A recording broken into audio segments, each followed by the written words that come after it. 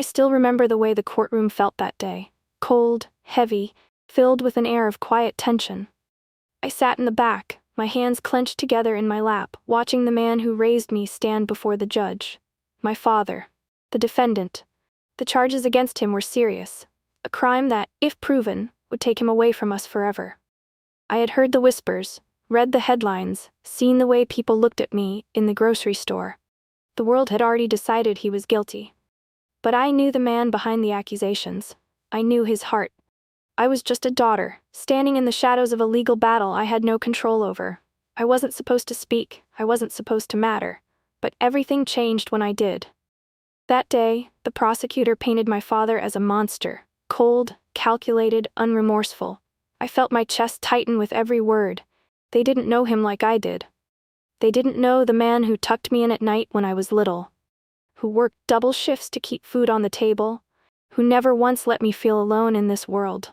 The defense had done their part, but it wasn't enough. The jury's eyes were filled with doubt, their minds almost made up.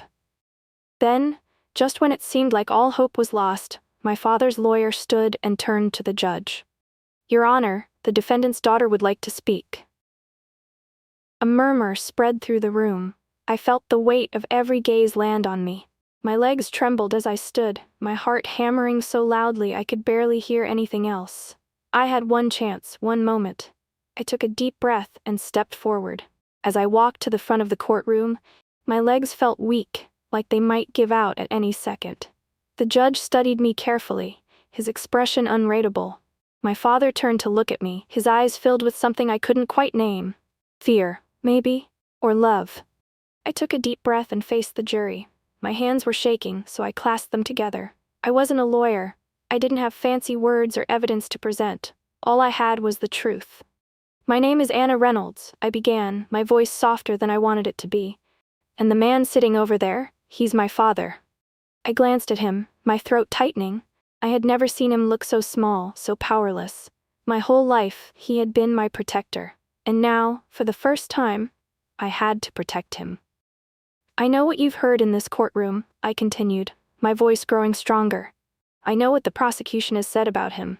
But that's not the man I know. The man I know worked 2 jobs just to keep the lights on. The man I know never let me go to sleep feeling unloved. The man I know." I swallowed hard. "He's not a criminal." I paused, scanning the faces in front of me. Some of the jurors looked down, avoiding my gaze. Others seemed conflicted. "My father may not be perfect," I admitted. "He's made mistakes, we all have, but he is not capable of what they're accusing him of." I turned toward the judge, forcing myself to hold his stare. "Please, don't take him away from me." I didn't realize I was crying until I felt a tear slip down my cheek. I wiped it away quickly, but there was no hiding the raw emotion in my voice. The courtroom was silent. No one moved, no one spoke. And then, finally, the judge cleared his throat. "Thank you, Miss Reynolds," he said, his voice steady but not unkind. "You may return to your seat." I nodded and walked back, my knees barely holding me up. As I sat down, my father turned slightly, just enough to meet my eyes. He didn't speak. He didn't have to. The look on his face said everything. No matter what happened next, he knew I was with him. But the trial wasn't over yet. As I sat down, I could feel the weight of every stare in the room pressing down on me. The judge gave a small nod to the attorneys, signaling the trial would continue. But something had changed.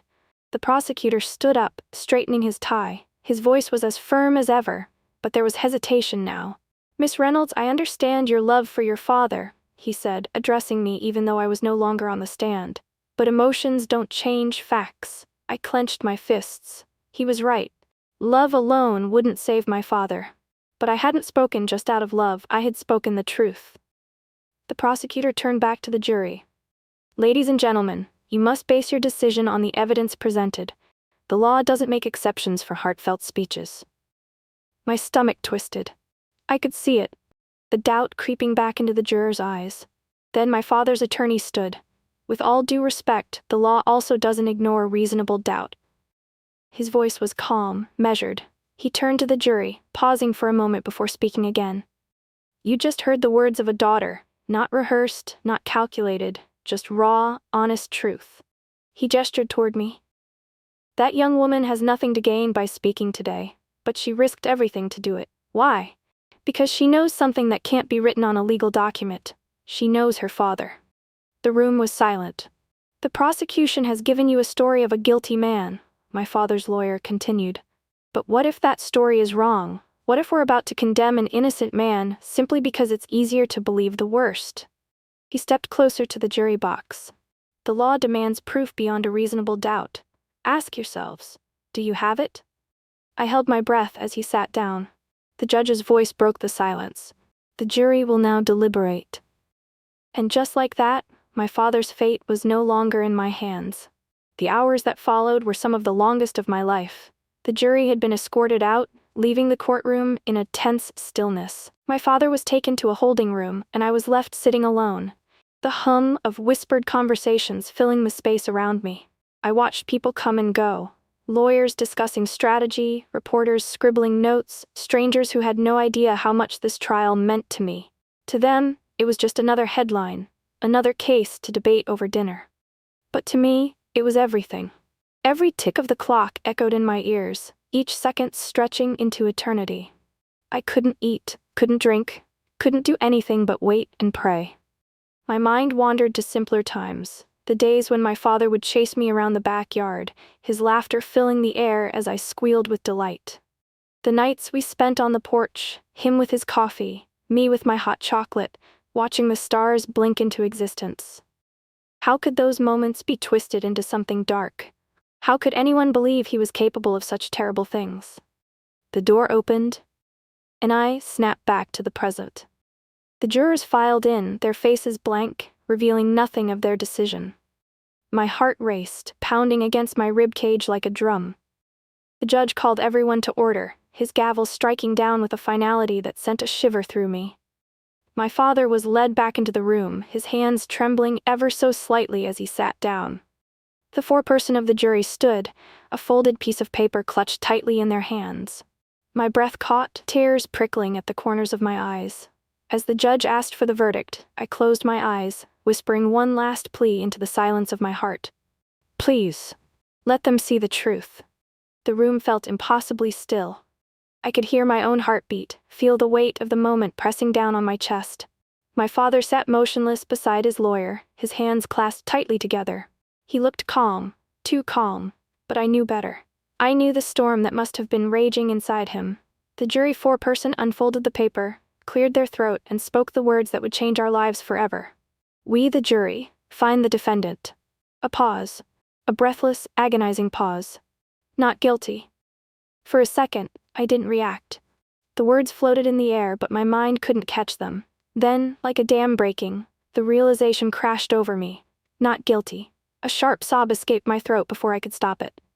My father's body sagged with relief, his head dropping into his hands. His lawyer exhaled, patting his back, while the murmurs in the courtroom swelled into a chaotic hum.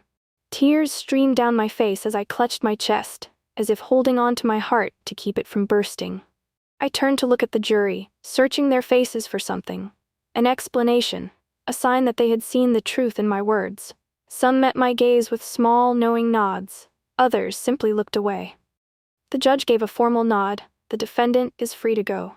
And just like that, it was over. The guards removed my father's restraints and he turned toward me, his eyes filled with something I'd never seen before, pure, unfiltered gratitude. He didn't have to say anything. I knew that if I hadn't spoken, if I hadn't stepped forward, the outcome might have been different. I rushed toward him, throwing my arms around his worn, tired frame. He held me so tightly I could barely breathe, but I didn't care. It's okay, I whispered through my tears. You're okay. For the first time in months, my father let out a deep, shuddering breath. Because of you, he murmured. Because of you, Anna. I shook my head, swallowing the lump in my throat. No, because of the truth. The courtroom faded around us. The stares, the whispers, the weight of everything we had just endured, it didn't matter anymore, because we were walking out together. Free. Walking out of that courtroom felt like stepping into the sunlight after months of being trapped in the dark. My father and I held on to each other, afraid that if we let go, the moment would disappear. The air outside smelled different, crisper, lighter, like freedom itself had a scent. But freedom wasn't just walking out of that courthouse, it was reclaiming our lives. The days that followed were strange. People still whispered when they saw us. Some apologized, some avoided us altogether, and others, the ones who had been so sure of my father's guilt, couldn't even look us in the eye. But none of that mattered. What mattered was that my father was home. The first night back, we found ourselves in the small, worn-down living room of our house, a place that had felt too quiet, too still without him. It was the kind of silence that echoed in your bones, a reminder of the emptiness left behind. I could still hear the echoes of his laughter, feel the warmth of his presence that had once filled every corner of this room. Now, it was different. It felt like the house itself was breathing again, taking in the fact that he was back, that we were whole once more. He barely spoke, just sat there with his gaze fixed on the walls, as though he was still searching for some part of himself that had been lost during those long months. His eyes wandered from the chipped paint to the old photographs on the mantel, but I knew his mind wasn't really here. He was lost somewhere deep inside, somewhere where the truth of everything that had happened still hadn't fully reached him. I moved into the kitchen, my hands moving automatically, preparing the tea like I had so many times before. I could almost hear his voice in my head, telling me to be careful with the kettle, just like he used to when I was little, and had no patience to wait for it to whistle. I smiled to myself as I poured the tea, the familiar scent filling the air. When I returned to him, I handed him the cup, and for a brief moment our eyes met. He didn't say anything at first. Then that smile, a real, genuine smile, the kind I hadn't seen in what felt like forever, broke through. It was a smile that didn't need words. It was full of relief, of recognition, of a father grateful for the daughter who had never stopped believing in him. "Thank you," he said, his voice rough, thick with emotion that he had been holding back for far too long. I could see the tears shining in his eyes, but they didn't fall. I sat beside him, the warmth of his body comforting me like it always had. I rested my head on his shoulder, letting the weight of the moment settle in. The world outside might have changed, but this moment right here felt like the only thing that still made sense. "For what?" I whispered, my voice barely a breath. He turned toward me, his hand finding mine. "For never giving up on me." His words sank deep into my heart, touching a part of me I didn't even know was still so fragile. I closed my eyes, letting the truth of his words wash over me. How could I have ever given up on him? He was my father, and no matter what the world had tried to make me believe, I knew who he really was. "You never gave up on me either," I whispered back, my voice thick with the weight of it all. In that moment, with nothing left to say, we just sat there together, his arm around me, the two of us holding on to each other like nothing else mattered. And for the first time in a long time, I knew that everything was going to be okay. Life wasn't perfect after that. The trial had left its mark on us, like an old wound that had healed but still ached when touched. My father, though free, carried an invisible weight, one that no court ruling could erase. I could see it in the way he hesitated before speaking, as if still expecting his words to be twisted against him, in the way his shoulders tensed whenever we walked past someone who had once called him guilty. The world had moved on, but for him, the echoes of those long, painful months lingered. As for me, I had learned a truth I could never unlearn. The world wasn't always fair. Justice wasn't just about right and wrong. It was about who could make people believe their version of the story.